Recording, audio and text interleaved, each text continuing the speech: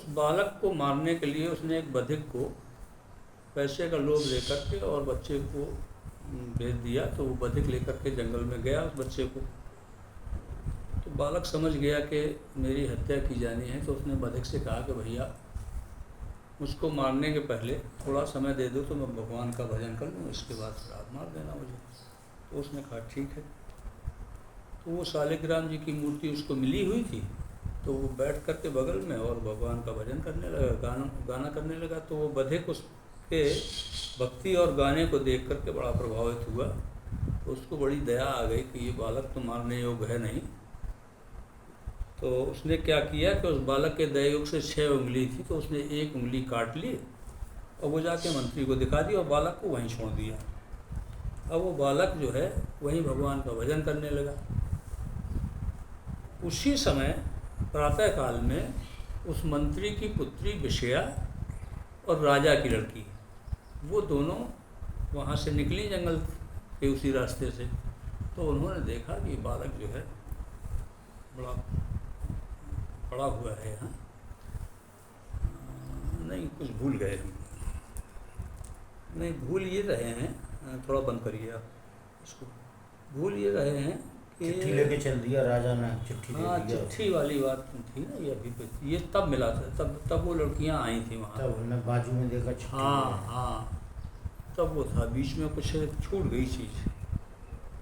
1 minute देख लेंगे।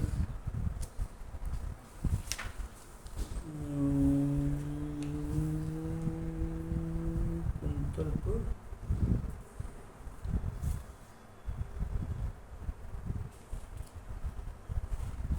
हाँ। अब वो वहाँ पे वो चंदनपुर रियासत के राजा वहाँ से निकले थे।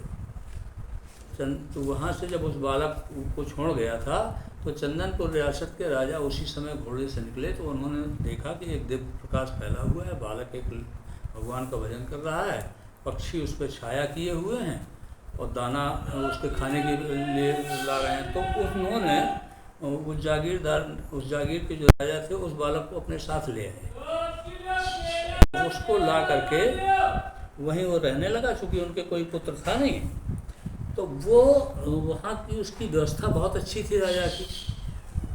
तो और वो जाता था उनके यहाँ कर देने के लिए, जो 1000 स्वर्ण मुद्राएँ जाती थी और बहुत सारा सामान वो उनके यहाँ भेजता था। तो एक बार वो मंत्री धृतद्युम्न उस राज्य में गया देखने के लिए। तो उसने जब बालक को देखा तो वो पहचान गया कि ये बालक तो वही है जिसको मैंने मरवाने के लिए भेजा था। तो फिर उसने कहा, उस बच्चे से एक पत्र दिया जिसमें लिखा कि और पत्र लिख करके दिया कि इसको कहीं देना नहीं, इसको मेरे बच्चे को जा करके देना, लड़के को।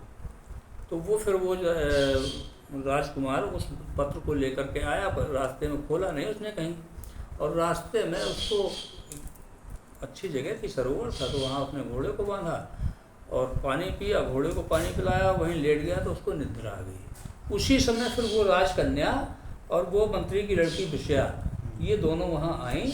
तो उन्होंने उस बच्चे को देखा।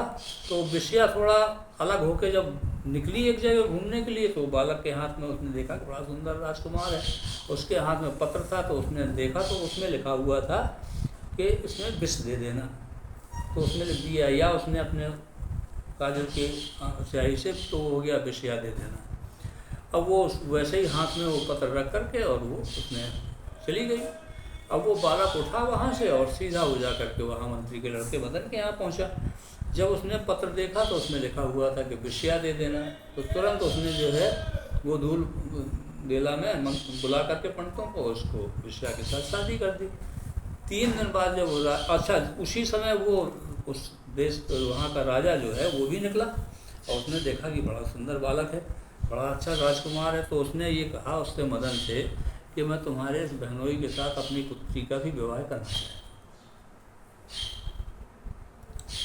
तो उसने जो है उसका विवाह कर दिया बुला करके।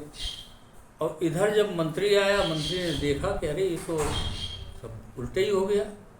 तो उसको बड़ा कष्ट हुआ कि ये तो मतलब हमारा दुश्मन भी निकल गया और ये राजा भी बन गया। तो उसने उस लड़के से कहा, अपने दामाद से जो हो गया था, कि आज देवी जी की पूजा करने आपको जाना है शाम को, और उसने वहाँ पे देवी जी के मंदिर पे एक जो है बधिक को लगा दिया कि जैसे ही वो आए उसको मार देना। ये पहले अभी राजा के लड़के की शादी नहीं हुई, पहले उसी की शादी हुई थी। तो जब वो इधर से वो लड़का चला तो रास्ते में राजा मिल गया, क्योंकि राजा ने पहले ही कह दिया था कि हम शादी करेंगे। तो उसने वहीं उसको रोक करके मदन को से कहा, मदन भी आ गया, मदन से कहा कि तुम ये वहाँ मंदिर में पूजा, उसी लड़के ने कहा मदन ही ने, ये थाल हमें दे दो तो हम मंदिर में पूजा करें। राजा ने खबर भेज दी थी कि अपने जो है बहनोई को हमारे पास भेज दो तो हम उसकी शादी करें। प्रसंग ऐसे ही था ना। तो वो लड़का राजमहल चला गया और वो मदन जो है वो मंदिर चला गया। और वहाँ बधिक पहले से चूँकि लगा हुआ था तो बधिक ने उसका वध कर दिया मदन का। अब इधर जब मंत्री आया लौट करके तो उसने देखा कि अरे तो मेरा ही लड़का मारा गया। तो वो मारे शोक तो उसने खुद आत्महत्या कर ली। तो अब जब वो उस राजकुमार को पता लगा कि मेरी वजह से ये दोनों के प्राण चले गए, तो उसने तलवार अपनी खींच के खुद मारने का प्रयास किया। तो देवी जी ने उसको पकड़ लिया और वरदान दिया। और वर देने को जब कहा तो उसने कहा कि भैया मेरी वजह से ये दोनों मारे गए हैं, तो इनको आप जीवित कर दीजिए, अपनी भक्ति का वरदान दीजिए।